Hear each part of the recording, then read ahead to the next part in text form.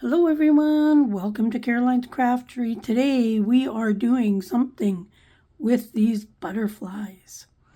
Long time ago, Hazel Anaka Designs tagged me for her Pick a Pocket collaboration with her. And I'm just getting around to doing it. And these are gonna be Pick a Pocket wannabes. I had a butterfly book. This is the actual page. So these are pretty much the size that the pages were in the book.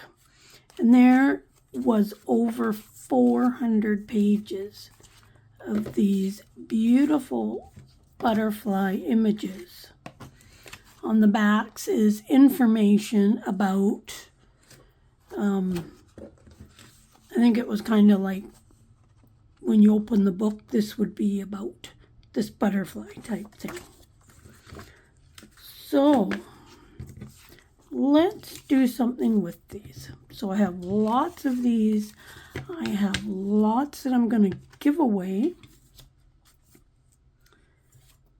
Now, here is some. Now I am going to do some pin stitching on these.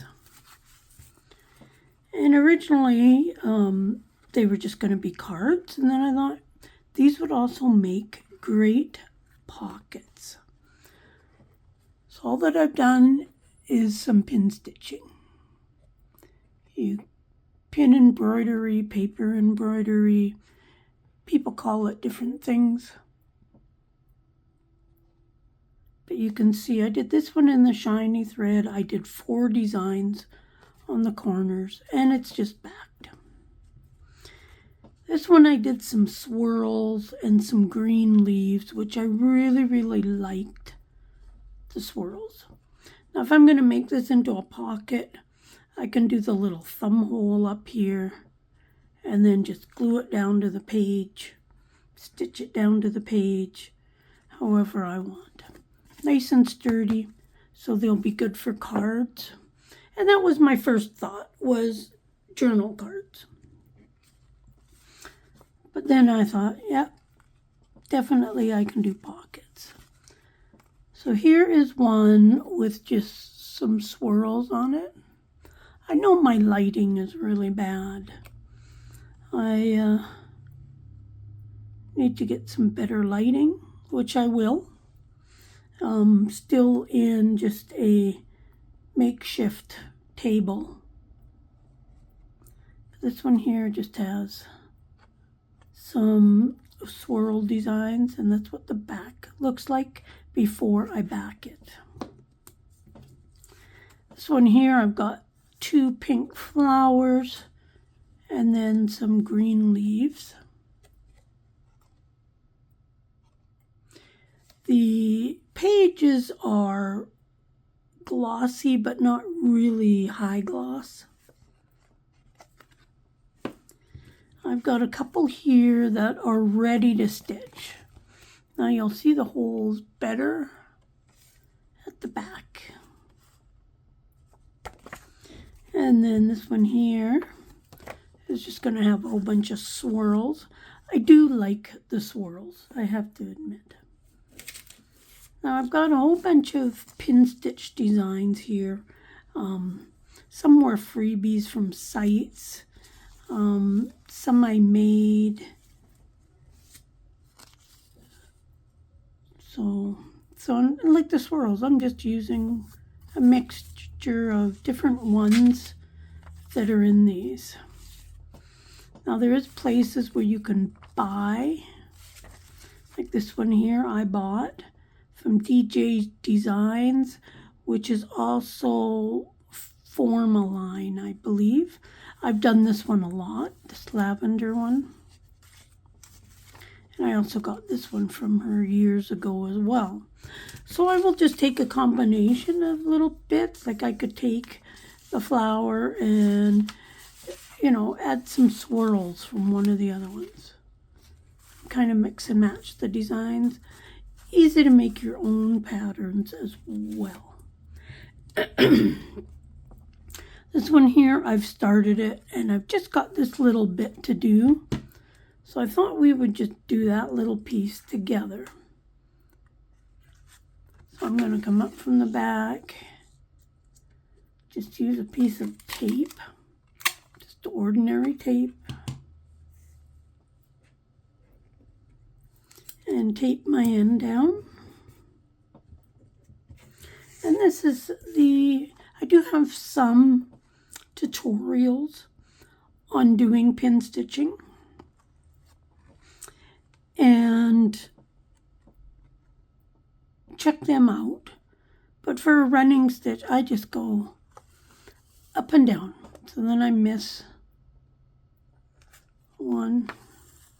I like to do stitching in the evenings when I'm watching YouTube. And so I always have some sewing projects, or I should say hand stitching projects on the go at any given time. I feel like I'm a little hoarse today.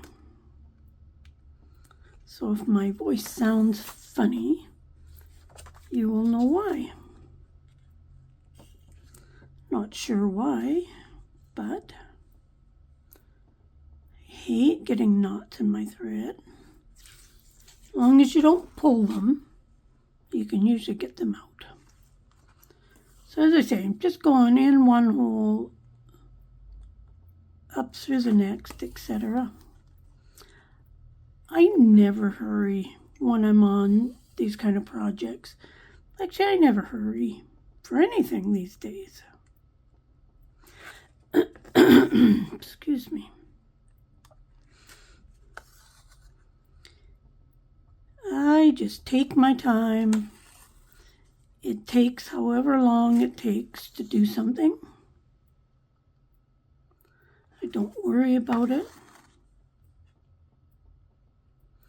But this would be a good time, I guess, to thank you for joining me.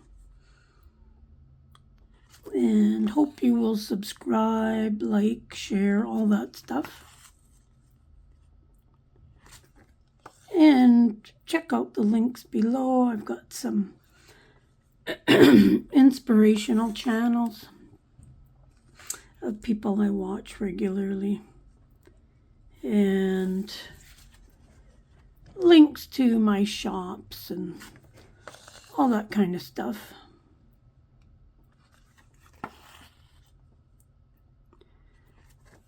But I'm now in my new craft room. Sort of got things set up.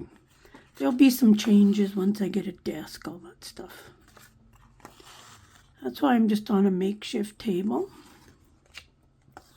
for my crafting.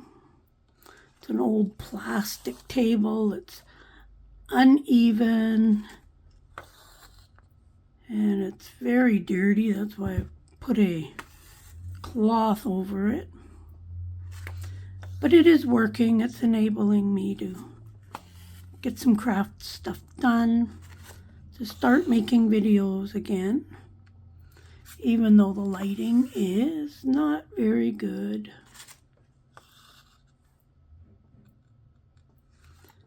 But we do what we can do.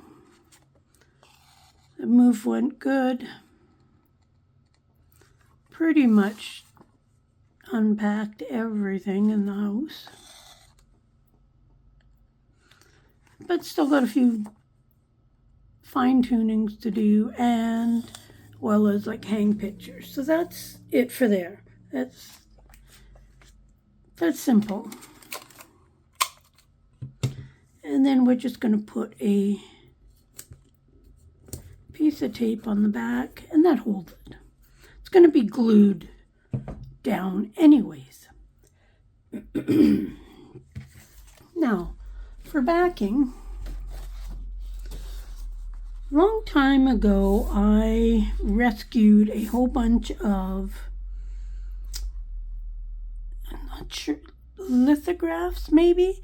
It's of an original painting, but that gets printed so that the artist can send a whole bunch of them, or sell a whole bunch of them. So, take a little drink.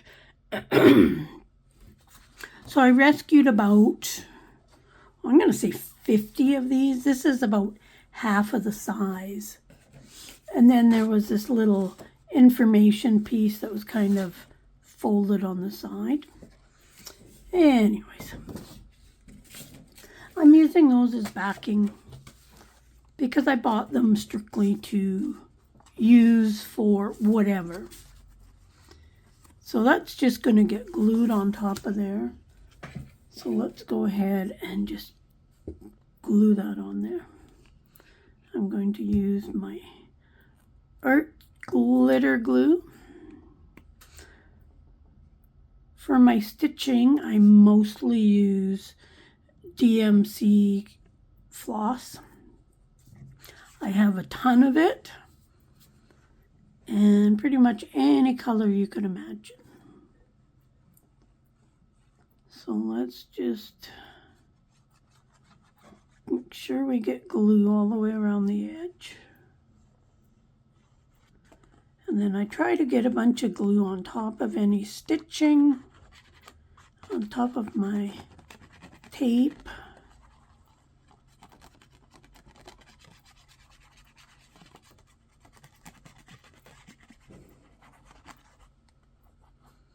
There we go.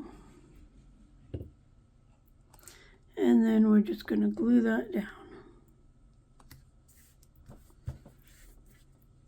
Now I do find that once you get the stitching on there, and things like the little thing, sorry, I know that this table is not very sturdy, so it wiggles. And I don't like that, but, and then quite often I'll pick it up, press down around where the flowers are.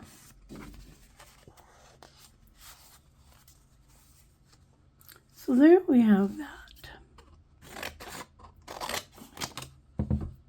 Say that, it'll work for a tag or something. This is like a nice weight. It's not quite cardstock, but it's way better than paper.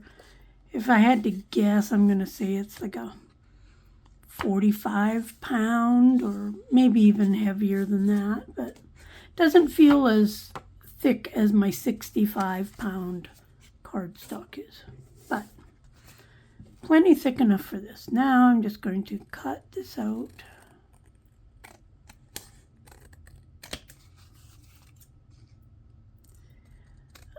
I will link Hazel's original video about the pick-a-pocket thing. So please do check her out.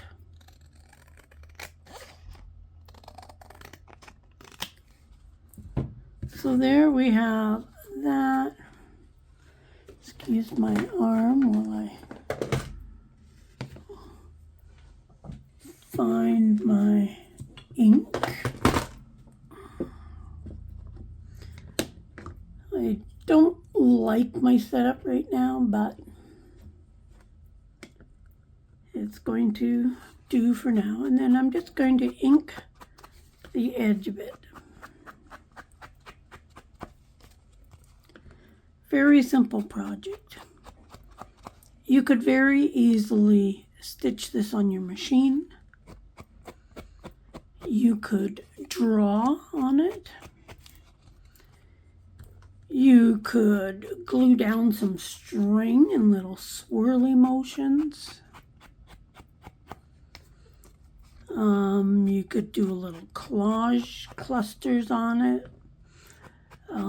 Glue some actual flowers on it. You could do all kinds of things. I just picked the hand stitching because I like it. I tried to do the colors that would maybe bring out a color in the picture. So this one I was going to draw out the yellow a little bit more. This, of course, was for the pink. The butterfly is a little bit pinkish and these little pink flowers. And then the shiny blue of the wing. This one here I did the light orange to try to bring out some of this browns. And then this one was the pink to bring out the pink on those colors. Like I say, if I decide to make it into a pocket, then I'll just notch the thumb hole and ink that, glue it directly into my book. Now these are actually 5 3/4 inches. So that will not fit in some journals. But you know what? I can put it that way. So that's only 4 1/4. And I think the majority of these could go either way.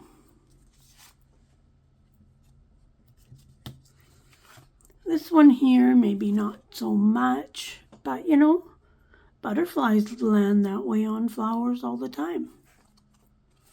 Or even that way. This one I'd probably use it more that way, but the rest I really think they can go any which way we want.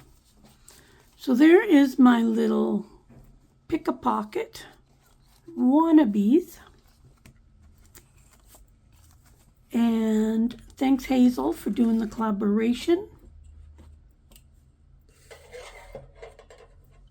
Check out her channel, check out the other links below. Come on over, join us on Facebook. And we will see you soon in another video. Bye for now.